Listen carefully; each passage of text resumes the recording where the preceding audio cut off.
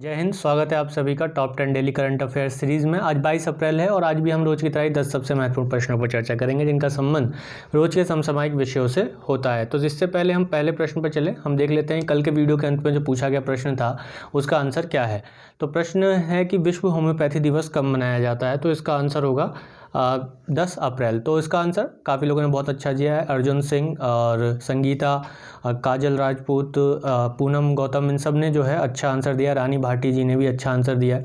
तो बहुत से लोग हैं जो सीरियस हैं अपने एजुकेशन को लेकर, वो लगातार वीडियो देख रहे हैं और आंसर्स भी दे रहे हैं। सभी वीडियोस पर अपने आंसर दे रहे हैं, जो कमेंट कर रहे हैं अपने आंसर्स दे रहे हैं।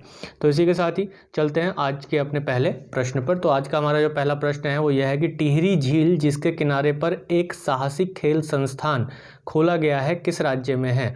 तो ऑप्शन है उत्तराखंड, हिमाचल प्रदेश, पंजाब या इनमें से कोई नहीं। तो हम सभी जानते हैं टिहरी झील कहाँ है, हिमाचल माफ़ कीजिएगा उत्तराखंड में। तो उत्तराखंड के मुख्यमंत्री तीरथ सिंह रावत और केंद्रीय मंत्री किरण रिजिजू ने टिहरी झील के किनारे एक जल क्रीड़ा और साहसिक संस्थान का उद्घाटन किया है। यानी कि जो ये गेम होंगे वो किस में होंगे, झील में होंगे। जैसे नौकायन है, ये नाव की जो रेस होती है, तो ऐसे कुछ जो क्रीड़ा है, जल क्रीड़ा है, जल के जो खेल हैं, और उसके लिए साहसिक संस्थान, खेल संस्थान खोला गया है कहाँ, टिहरी झील में। और यह संस्थान भारत का तिब्बत सीमा पुलिस बल द्वारा चलाया जाएगा। यानी आईटीबीपी के द्वारा जो है यह संस्थान चलाया जाएगा। आईटीबीपी के द्वारा, इंडो तिब्बत पुलिस बल के द्वारा ये चलाया जाएगा, बॉर्डर पुलिस बल के द्वारा ये चलाया जाएगा। तो चलते हैं वीडियो के अगले प्रश्न पर। तो अगला प्रश्न है कि हाल ही में संयुक्त राष्ट्र सुरक्षा परिषद ने किस देश में संघर्ष विराम समझौते को लागू करने पर सहमति व्यक्त की है। तो ऑप्शन है इजराइल, सीरिया, लीबिया या इनमें से कोई नहीं। तो इसका आंसर होगा लीबिया।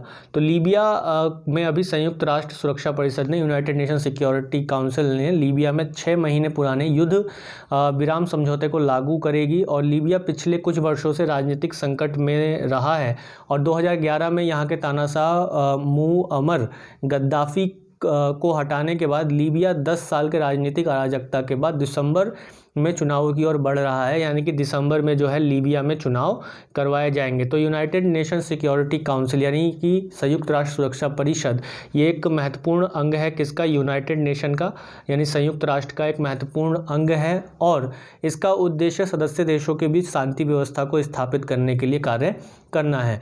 इसमें टोटल 15 मेंबर्स होते हैं। कितने सदस्य होते हैं, 15 सदस्य होते हैं, जिसमें से 10 सदस्य अस्थायी होते हैं और भारत अभी हाल ही में इसका सदस्य देश बना था।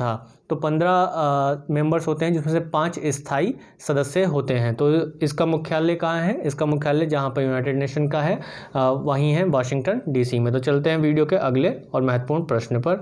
तो अगला प्रश्न है कि हाल ही में गूगल डूडल में प्रकाशित होने वाली वेरा गैड्रोइट्स किस देश की पहली महिला सैन्य सर्जन थी। तो चीन, रूस, जर्मनी या इनमें से कोई नहीं। तो इसका आंसर होगा रूस। तो गूगल ने अभी रूसी सर्जन, प्रोफेसर, कवि और लेखिका डॉक्टर वेरा गैड्रोइट्स का 151वां जन्मदिवस मनाया। उन्हें रूस की पहली महिला सैन्य सर्जन और सर्जरी की दुनिया की पहली महिला प्रोफेसरों में से एक माना जाता है। उन्होंने 1904 में रूसी जापानी युद्ध के दौरान जो है एक सर्जन के रूप में कार्य किया था और अपनी सेवाएं दी थी। तो किस देश से हैं ये, जो विश्व की पहली महिला प्रोफेसर हैं और इसके साथ साथ रूस की पहली महिला सैन्य सर्जन हैं। ये कहाँ की हैं, रूस की हैं। इनका नाम क्या है, वेरा गैड्रोइट्स। तो गूगल ने इनका डूडल अभी बनाया था। तो चलते हैं वीडियो के अगले प्रश्न पर। तो अगला प्रश्न है कि विश्व प्रेस स्वतंत्रता सूचकांक 2021 में भारत का स्थान कौन सा है। तो विश्व प्रेस स्वतंत्रता सूचकांक 2021 में भारत का स्थान कौन सा है। तो ऑप्शंस हैं 123, 131, 142 या 145। तो इसका आंसर होगा 142। तो विश्व प्रेस सूचकांक 2021 में अंतर्राष्ट्रीय पत्रकारिता द्वारा लाभकारी संस्थान रिपोर्टर्स विदाउट बॉर्डर्स द्वारा ये प्रकाशित किया गया। किसके द्वारा प्रकाशित किया गया, विश्व प्रेस स्वतंत्रता सूचकांक रिपोर्टर्स विदाउट बॉर्डर्स के द्वारा यह जारी किया गया। तो 180 देशों के बीच भारत पिछले साल की तरह 142वें स्थान पर ही रहा है। यानी कि पिछले साल भी भारत जो है 142वें स्थान पर रहा 180 देशों में। यानी कि कह सकते हैं कि भारत की स्थिति प्रेस की स्वतंत्रता को लेकर दयनीय बनी हुई है। इस सूचकांक में नॉर्वे सबसे ऊपर रहा है। नॉर्वे को कि मीडिया को स्वतंत्रता में या प्रेस की स्वतंत्रता में सबसे पहले स्थान पर रखा गया है इस सूचकांक में, और इसके बाद सूचकांक में फिनलैंड और डेनमार्क का स्थान आता है। तो ये विश्व प्रेस सूचकांक स्वतंत्रता सूचकांक 2021 कौन जारी करता है? Reporters without borders.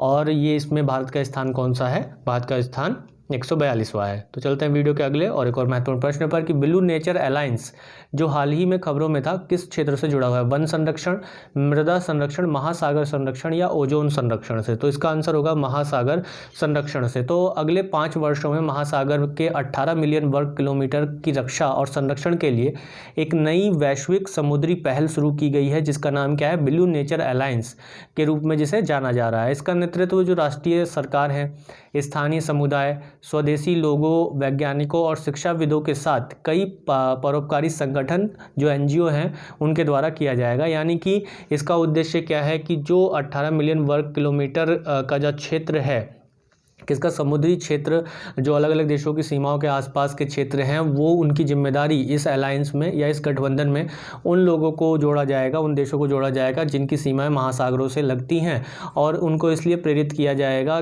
कि वे उन क्षेत्रों का संरक्षण करें, महासागरों का संरक्षण करें, प्लास्टिक जैसी जो चीज़ें हैं उसको ना आने दें। और इसके साथ साथ जो जलवायु प्रदूषण का एक महत्वपूर्ण कारण, जल प्रदूषण का एक महत्वपूर्ण कारक जो प्लास्टिक होता है उसको महासागरों में ना आने दें। यानी कि कचरा जो है बड़े पैमाने पर महासागरों में देखने को हर साल मिलता है। तो चलते हैं वीडियो के अगले और एक और महत्वपूर्ण प्रश्न पर कि हाल ही में इद्रिस डेवी इट्नो का निधन हुआ। वे 3 दशक से अधिक समय तक किस मध्य अफ्रीकी देश के शासक थे? तो लीबिया, सोमालिया, चाड, अल्जीरिया। तो इसका आंसर होगा चाड। तो चाड एक मध्य अफ्रीकी देश है और इसके राष्ट्रपति इद्रिस डेवी इट्नो का अभी जो है निधन हो गया, जो 3 दशक से ज़्यादा समय तक यानी कि 30 साल से ज़्यादा समय तक उन्होंने इस देश पर, चाड पर शासन किया है। अभी हाल ही में विद्रोहियों के साथ हुई लड़ाई के दौरान उनकी मृत्यु हो गई। विद्रोहियों के द्वारा जो हिंसा हुई उसमें उनकी मृत्यु हो गई है। तो डेवी अफ्रीका में इस्लामी चरमपंथ के खिलाफ लड़ाई में एक प्रमुख फ्रांसीसी सहयोगी थे और उन्होंने उत्तरी माली में शांति के प्रयास के लिए महत्वपूर्ण सैनिकों की आपूर्ति भी की थी। तो ये अफ्रीका का देश है चाड, और यहाँ के प्रमुख थे कौन? अभी इद्रिस डेवी, जिनका अभी निधन हो गया है। तो इसी के साथ चलते हैं वीडियो के अगले और एक और महत्वपूर्ण प्रश्न पर कि यूनाइटेड किंगडम द्वारा खोजी जा रही डिजिटल मुद्रा का नाम क्या है? Euro coin, Brit coin, United coin, Kingdom coin. तो इसका आंसर होगा ब्रिट कॉइन।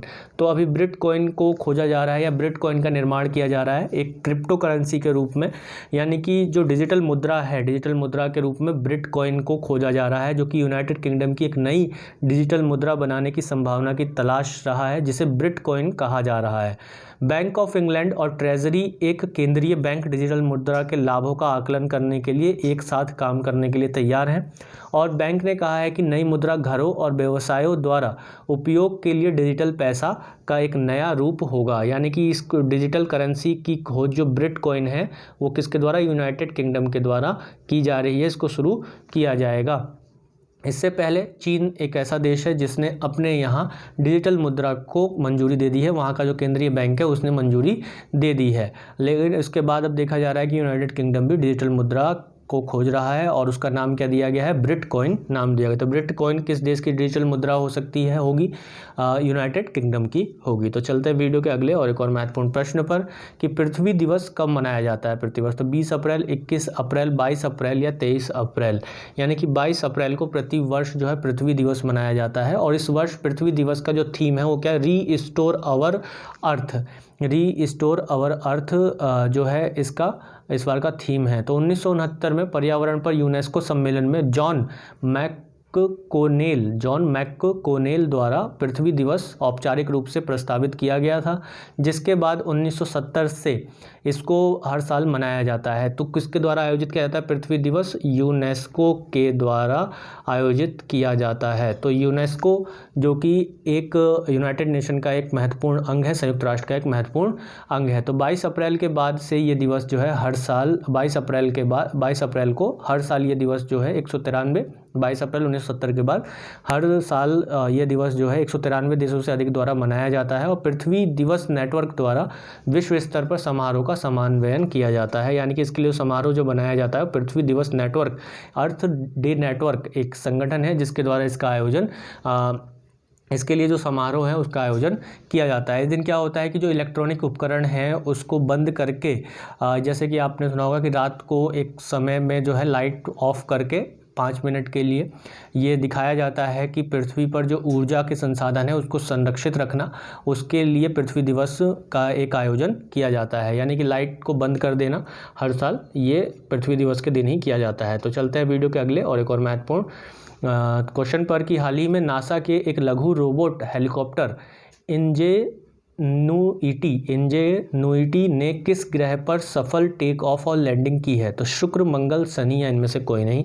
तो इसका आंसर होगा मंगल।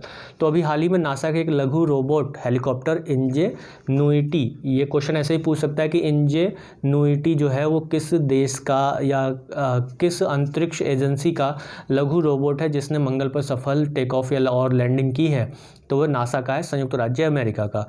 तो यह है किसी अन्य ग्रह पर पहली बार संचालित एवं नियंत्रित उड़ान थी।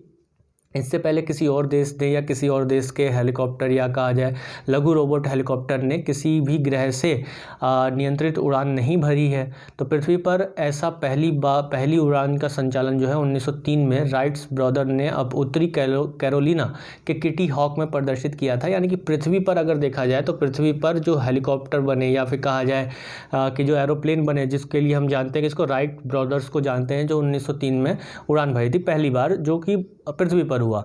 और पृथ्वी के अलावा जो दूसरे ग्रह हैं उन पर अगर पहली बार कोई उड़ान भरी है तो नासा के लघु हेलीकॉप्टर रोबोट हेलीकॉप्टर इंजेन्युइटी ने भरी है। तो इंजेन्युइटी मंगल ग्रह पर उड़ान भरने वाला पहला हेलीकॉप्टर है जो कि किसका है? नासा का है। तो इसे नासा के परसिवेरेंस रोवर द्वारा ले जाया गया और जिसे जुलाई 2020 में लॉन्च किया गया था। तो ये था आज का हमारा 9वां क्वेश्चन और एक महत्वपूर्ण क्वेश्चन। तो चलते हैं वीडियो के अगले और एक और सबसे महत्वपूर्ण प्रश्न पर कि माउंट अन्नपूर्णा को फतह करने वाली पहली भारतीय महिला कौन बनी? प्रियंका मोहिते, सुनंदा सिंह, राधा चौधरी या इनमें से कोई नहीं। तो इसका आंसर होगा प्रियंका मोहिते। तो पश्चिमी महाराष्ट्र के सतारा की प्रियंका मोहिते ने विश्व की 10वीं सबसे ऊंची पर्वत चोटी, जिसका नाम क्या है? माउंट अन्नपूर्णा है, उसको फतह की है। और माउंट अन्नपूर्णा कहाँ है? ये नेपाल में स्थित है और ये उपलब्धि हासिल करने वाली ये पहली भारतीय महिला पर्वतारोही बन गई हैं प्रियंका मोहिते। ये किस राज्य से है? महाराष्ट्र राज्य से हैं भारत के। और ये विश्व की 10वीं सबसे ऊंची चोटी माउंट अन्नपूर्णा, जो कि कहाँ है माउंट अन्नपूर्णा? ये नेपाल में हिमालय में स्थित है और ये लगभग 8000 मीटर से अधिक ऊंची चोटी है और इसे चढ़ाई करने के लिए सबसे कठिन पहाड़ों में से एक माना जाता है, जिस पर अभी पहली भारतीय महिला कौन बनी? प्रियंका मोहिते बनी, जिन्होंने इस पर चढ़ाई की है, इसकी चोटी पर पहुंची है। तो दोस्तों ये थे आज के हमारे 10 सबसे महत्वपूर्ण प्रश्न। तो चलते हैं वीडियो के अंत में पूछे जाने वाले प्रश्न पर। इसका आंसर आप सभी लोग कमेंट बॉक्स में जरूर दीजिएगा कि कौन सा राज्य स्वदेशी निवासियों का रजिस्टर तैयार करने के लिए एक समिति बनाने जा रहा है? तो ऑप्शन है मेघालय, त्रिपुरा, नागालैंड, असम। लास्ट वीडियो आपने देखा होगा तो इसका आंसर आप लोग सुनते ही आंसर दे देंगे। तो इस वीडियो को ज़्यादा से ज़्यादा अपने दोस्तों में शेयर करें। अगर आप यहाँ से कुछ सीख पा रहे हैं और आपकी परीक्षाओं में इससे आ रहे प्रश्न हैं, जिसका मैंने डेमो आपको एक वीडियो में दिया भी था कि किस तरह से यूपीएससी एनडीए में हमारे वीडियो से 7 क्वेश्चंस, जो कि 10 क्वेश्चंस केवल एनडीए के एग्जाम में आए थे करंट अफेयर से सीधे, और उन 10 क्वेश्चंस में से 7 क्वेश्चन सीधे हमारी वीडियो से आए हैं। तो ज़्यादा से ज़्यादा शेयर करें अपने दोस्तों में, और ये अब वीडियो आप लोगों को अच्छी लगी हो तो लाइक, शेयर और सब्सक्राइब करना ना भूलें। Thank you for watching. धन्यवाद।